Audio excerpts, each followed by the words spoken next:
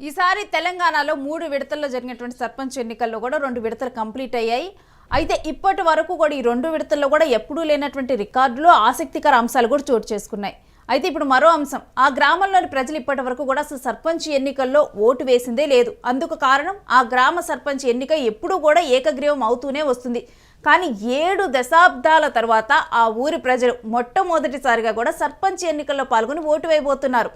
ఇక ఈసారి ఆ ఊర్లో కనుక జోష్ కనిపిస్తుంది. సర్పంచ్ ఎన్నికల్లో ఈ ప్రతిసారి కూడా సర్పంచ్ ఎన్నికలు జరిగేటప్పుడు అన్ని ఊర్లు కూడా అందరూ ఊర్లో ఉన్న జనాలు కూడా మేము ఈ పార్టీకి మద్దతు ఇచ్చిన వాళ్ళకు ఓటేసాం, ఆ పార్టీకి మద్దతు ఇచ్చిన వాళ్ళకు ఓటేసామని చెప్తూ ఉంటే వీళ్ళు మాత్రం ఎప్పుడు ఏకగ్రీవంగానే ఎన్నుకున్నారు. కాకపోతే ఏకగ్రీవంగా ఎన్నుకోవటంలో ఇంకొక ప్లస్ పాయింట్ కూడా ఉంటుందని చెప్పుకోవాలి.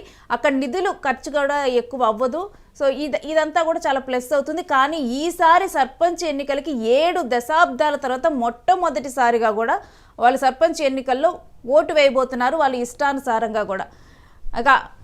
గత ఆనవాయితీనే కొనసాగించాలని, సర్పంచ్ ఎన్నికని ఏకగ్రీవం చేయాలని గ్రామ పెద్దలైతే ప్రయత్నం చేశారు. అయినప్పటికీ కూడా ఈసారి ఆ ప్రయత్నాలు ఫలించలేదు. పోటీకి 2 అభ్యర్థులు బరిలో ఉండటంతో కూడా ఈసారి అయితే ఎన్నికైతే ఈ గ్రామంలో అనివార్యమైంది. ఏకగ్రీవ ఆనవాయితీకి దీంతో బ్రేక్ పడినట్లయింది ఆ గ్రామంలో. దాదాపుగా 7 దశాబ్దాల తర్వాత సర్పంచ్ స్థానానికి ఎన్నికలు జరుగుతున్నాయి.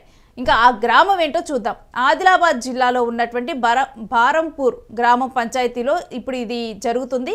70 ఏళ్ల తర్వాత కూడా సర్పంచ్ ఏకగ్రీవం అవుతున్నారు బారంపూర్లో ఈ 70 సంవత్సరాలు కూడా. కానీ మొదటిసారి కూడా ఎన్నికలు జరుగుతున్నాయి. బీఆర్ఎస్ మద్దతుదారుడు మెస్రం దేవరావు, కాంగ్రెస్ మద్దతుదారుడు సిడాం లక్ష్మణ్ రావుల మధ్య పోటీ నెలకొని ఉంది.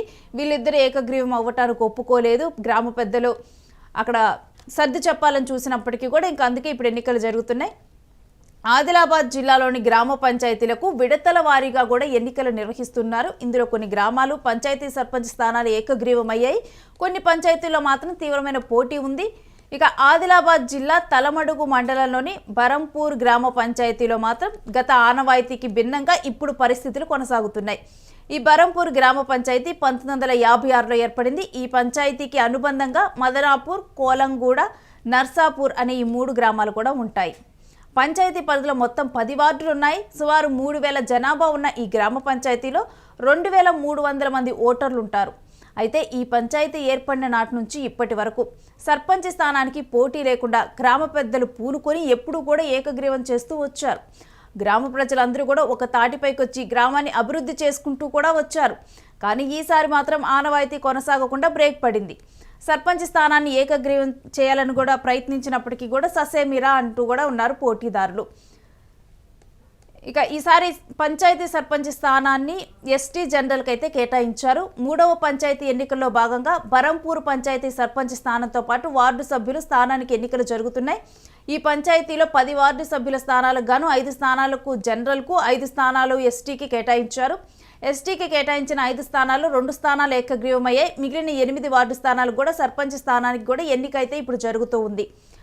తాము పుట్టి బుద్ధెరిగినప్పటి నుంచి కూడా బరంపూర్ గ్రామ పంచాయతీ సర్పంచ్ స్థానానికి ఎన్నిక జరిగింది లేదంటూ కూడా ప్రతిసారి ఏకగ్రీవం అవుతూ వచ్చిందంటూ కూడా ఈసారి మేము తొలిసారిగా సర్పంచ్ ఎన్నికలకు కూడా ఓటుని వినియోగించుకోబోతున్నామంటూ కూడా గ్రామస్తులు ఇప్పుడు చెబుతూ ఉన్నారు. గ్రామ పంచాయతీకి అనుబంధంగా ఉన్న మదనాపూర్ గ్రామానికి చెందిన మెస్రం దేవరావు బీఆర్ఎస్ మద్దతుతో ఎన్నికల బరిలో దిగారు. ఇక కోలంగూడకి చెందిన సిడాం లక్ష్మణ్ రావు కాంగ్రెస్ మద్దతుతో పోటీకి దిగారు. దీంతో బరంపూర్ సర్పంచ్ స్థానానికి ఎన్నిక అనివార్యమైతే గత ఆనవాయితీ బ్రేక్ పడింది.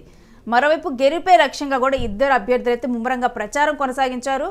ఎందుకంటే 70 సంవత్సరాల తర్వాత ఇద్దరు కూడా ఏకగ్రీవానికి ఒప్పుకోకుండా ఎన్నిక కంపల్సరీ అంటూ కూడా ఇక్కడ కోరటంతో కూడా ఇద్దరు ఎవరికి వాళ్ళు ప్రతిష్టాత్మకంగా తీసుకొని ఇది ఒక గౌరవప్రదంగా అంటే వాళ్ళకి దక్కే గౌరవంగా భావించైతే ఎవరికి వాళ్ళు ముమ్మరంగా ప్రచారం కొనసాగిస్తున్నారు. మాకు ఓటైనట్టే మాకు వేయనట్టు. ఇక మరొక వైపు గెలుపు మీద 2 అభ్యర్థులు కూడా ధీమా వ్యక్తం చేస్తున్నారు. వాళ్ళిద్దరికీ మేము గెలుస్తాము అన్న భావన ఉంది కాబట్టి ఏకగ్రీవానికి కూడా ఒప్పుకోలేదు. ఇక ప్రజలు ఆదరించి గెలిపిస్తే గ్రామ అభివృద్ధి కోసం శక్తి వంచన లేకుండా కూడా పనిచేస్తామని చెబుతున్నారు.